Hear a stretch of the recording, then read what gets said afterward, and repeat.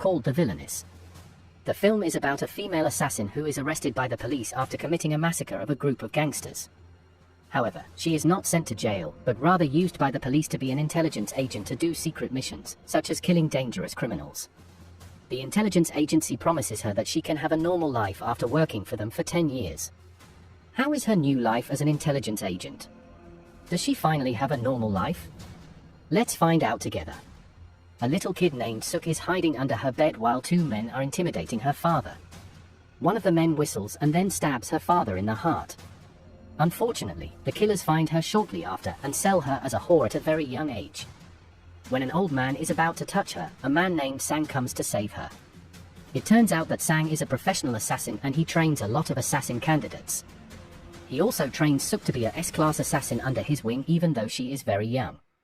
Her training to be an assassin slowly raises her desire to take revenge for her father's death. Many years later, Suk finally manages to track one of her father's killers. When Suk thinks that she makes that man cornered, she just finds out that she falls into his trap. His men have already been waiting inside that house. Surprisingly, that man says that he isn't the one who killed her father. If that is true, then who was her father's killer? Fortunately, Sang suddenly comes when that man is going to torture Suk. He kills all the enemies, including that man.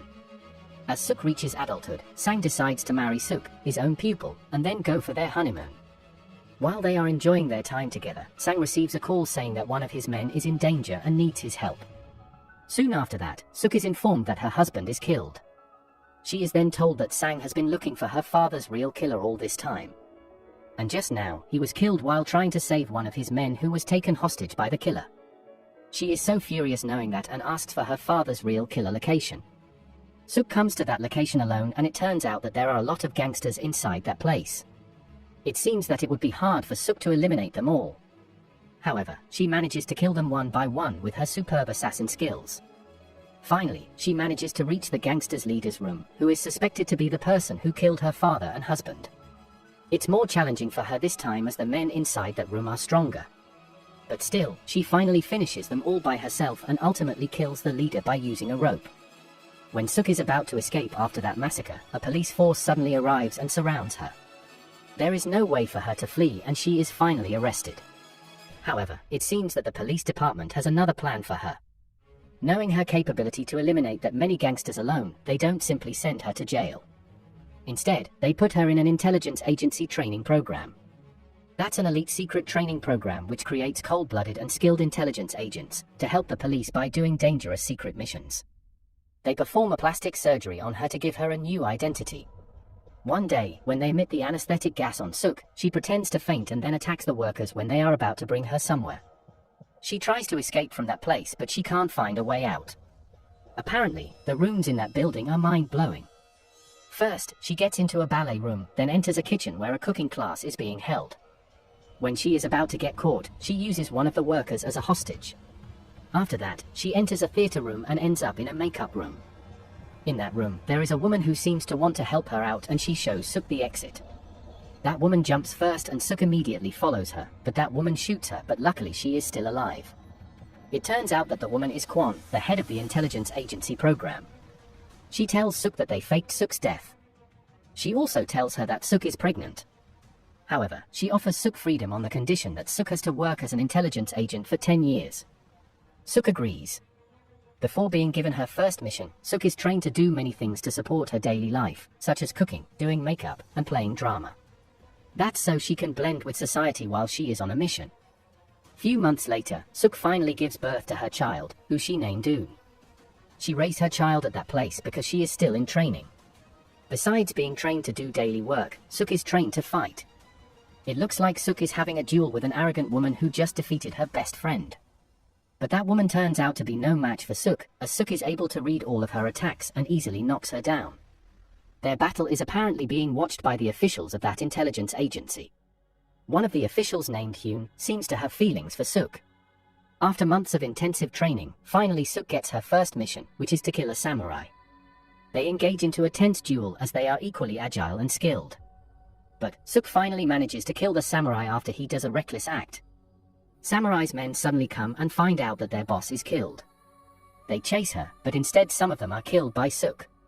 Suddenly 2 police cars block their way and Suk decides to jump into the river.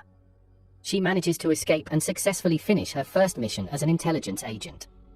After finishing her first mission, Suk officially graduates from the training program and is ready to work professionally. Now, Suk lives with a new identity and new place to live. Suddenly on the elevator, she meets one of the intelligence agency officials, Yoon, who seems to be assigned to monitor her. But Suk doesn't recognize him as she never saw him before. Yoon lives next door to her, and because of that, they often spend their time together and they are getting closer day by day. When they are alone and ready to make love, Suk suddenly receives a call from Minute, her best friend during the training program. Apparently, she asked for Suk's help to conduct her first mission, which is to retrieve data from a gangster's phone. They pretend to be whores and Suk successfully retrieves the data from that man's phone. But when she gets out from the toilet, she is so surprised because the targets know what she is doing inside. They get into a fight, and then Suk thinks that the targets are already dead. But one of the targets attacks and kills Minute. She is very sad to have lost someone she considers as her own sister. Luckily, Yoon is there to calm her. One day, Yoon and Suk decide to get married and Suk still gets a mission a moment before her wedding reception. The mission is to kill someone using a sniper from the toilet. She assembles the weapon and starts aiming at the target. But she is so surprised when she realizes that her target is her ex-husband, Sang, who is supposed to have died a long time ago.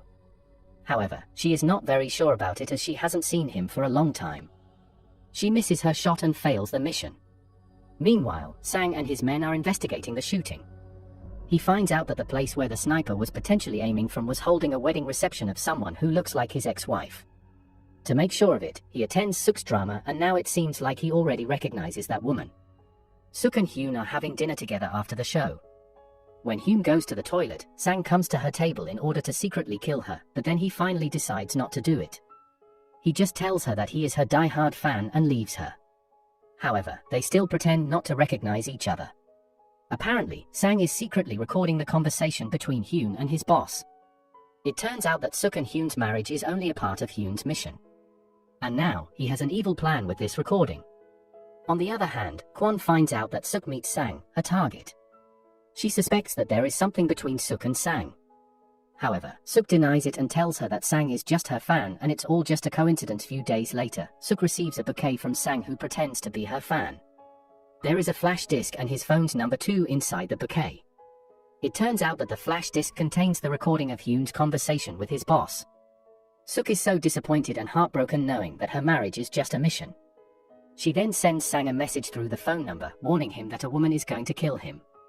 Therefore, Sang has already anticipated Suk's friend's arrival to kill him. Since the mission to kill Sang failed, Kwon suspects Suk has leaked their plan. She catches Suk, but a group of gangsters suddenly attack their car. Apparently, those gangsters are Sang and his men who are trying to save Suk. Lucky for Kwon, she manages to escape. Sang and Suk finally recognize each other and he drives her home. When Suk is about to enter her apartment, a bomb exploded from her room. Hyun and her daughter are found dead after jumping through the balcony. She is so depressed and suspects Kwon has something to do with it. But Kwon tells her that it was not her. She shows her a CCTV recording of her apartment as evidence. When Hyun and Eun arrived at her apartment, Sang's men had already been waiting for them. One of them tells Hyun that Suk was supposed to be dead at the night when she massacred a group of mafias. It's because Sang's death was just a scenario to kill Suk. Sang expected Suk to be killed when she got into that gangster headquarters. But instead, Suk managed to kill all those gangsters. So, they had to kill Eun now as Eun is not supposed to be born. Hyun tried to fight Sang's men, but he was outnumbered. When he woke up from faint, he ran to save himself and Eun, but he was too late.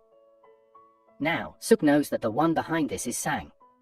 She comes to Sang's headquarters with full anger and shoots Sang's men one by one, even though they were her friends. After killing a lot of them, she finally finds Sang. The first question she asks is, "Did you ever love me?" Sang answers the question by saying that he used to love her, but because he killed her father, he couldn't love her anymore. Suk couldn't believe what she heard. It turns out that all this time, Sang is her father's real killer. She is so enraged and challenges him for a death match. Their fight is very fierce. However, when they run out of stamina, Sang's men tell Sang that the cops are coming, so he decides to flee. Suk successfully chases their bus and fights Sang with his men alone. When she is cornered, she cuts the bus driver's arm and the bus flips over. Sang is now injured. Suk is one step away from killing Sang, but it seems hard for her to kill someone she used to love. However, Sang suddenly whistles and makes her remember the whistling sound she hears at the night her father was killed. Suk finally loses control of herself and kills Sang instantly. In the end, she finally got her revenge, but it didn't change anything as we can't change our past. What do you think? Does Sang really love Suk? Or is this all just a plan?